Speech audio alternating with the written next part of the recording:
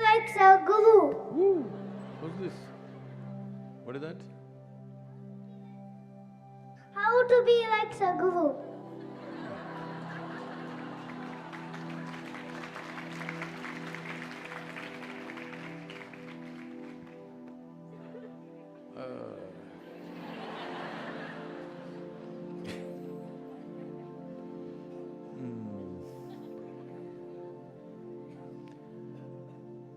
The important thing is, okay, this is not for the little boy because this answer will be beyond him, but for all of you.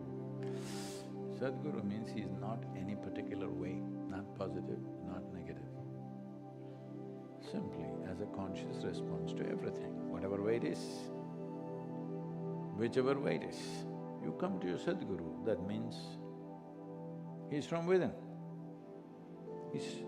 What is there from within? Just the way you respond, that's all there is. How do you respond? You respond consciously, otherwise you'll be a wild reaction. If you're reacting, you're in a certain way. Suppose there is a certain thing that you like and certain thing that you don't like. Naturally, we know what your reaction will be to what you like and what you don't like. Suppose you have no such things, you just respond according to the requirement of that particular situation. So you cannot say that this is this kind of a person. There's no definition, I'm saying. Like some time ago, some journalist or somebody with whom I had a conversation, Sadhguru, so many ways people are defining you. Somebody says you're a yogi, somebody says you're a mystic, somebody says you're a motorcyclist, somebody says you're this, that. How do you define yourself? I said, I'm not yet dead. They didn't understand. I said, only the dead can be defined. The living is a possibility. How do you define a possibility? It could be anything.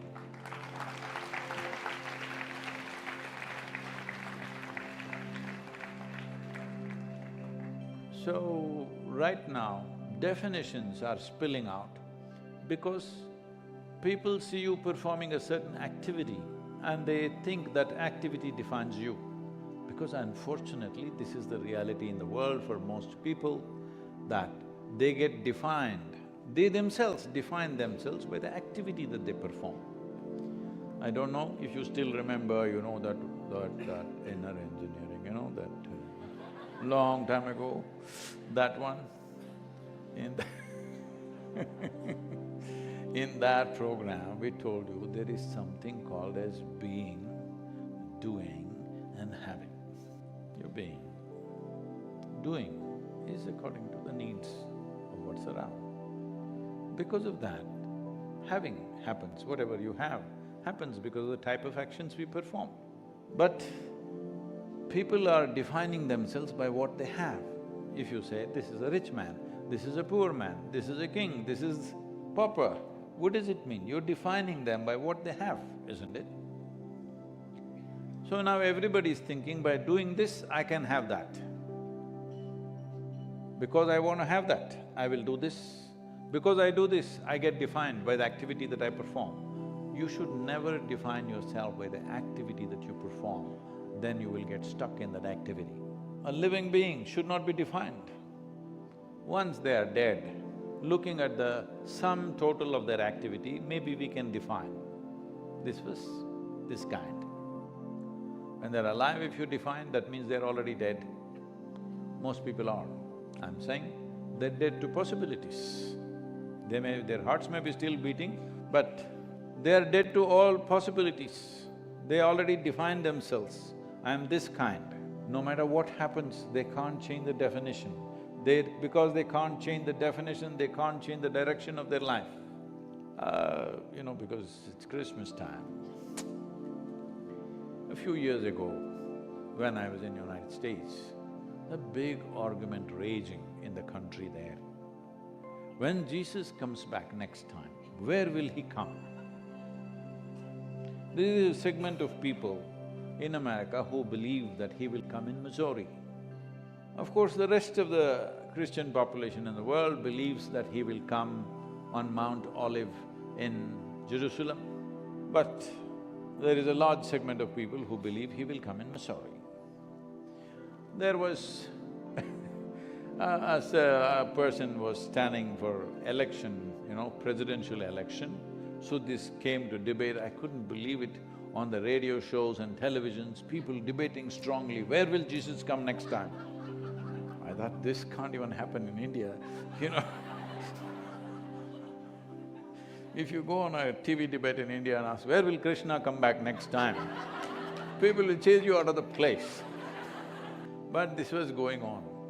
Then it came to me, somebody asked me, Sadhguru, where do you think Jesus will come? Then I said, see, last time he came in Jerusalem, 2000 years ago, when they didn't even have a cell phone or Wi-Fi in that place, even then, phenomenal man, whatever he is, whether you agree, disagree with him, but some kind of a phenomena of the times. When he says, come follow me, only 12 people follow him, and one of them freaks anyway. This is 2000 years ago. Come follow me, only 12 people. Today, if he comes to America and say, come follow me, there won't be a single guy behind. Because they have student loan, they have car loan, they have a house loan, their second house loan, lake house loan, mountain house loan. 40 years, 45 years, they got mortgage. You may think Jesus has come, but bank.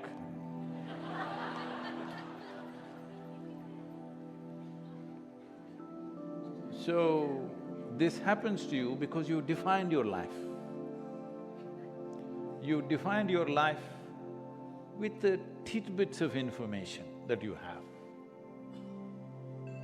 Very juvenile definitions of what I want to be. What you want to be?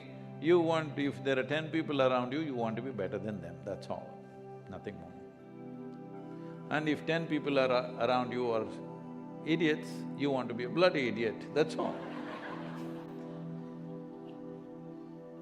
Yes, that will be the aspiration, that's what is happening. So, the most important thing if you want to grow is that you don't define your life. Because then even if the most phenomenal thing happens here, you cannot change the direction, you will go only this way. It's not good. Hello? It's important. We plan a few things, we want to go in a certain direction, but if something really phenomenal happens here, we must be able to change the direction, isn't it? But if you define yourself, you will be crippled within yourself. Definition is crippled. Definition is a boundary, isn't it? Definition is an imprisonment of its own.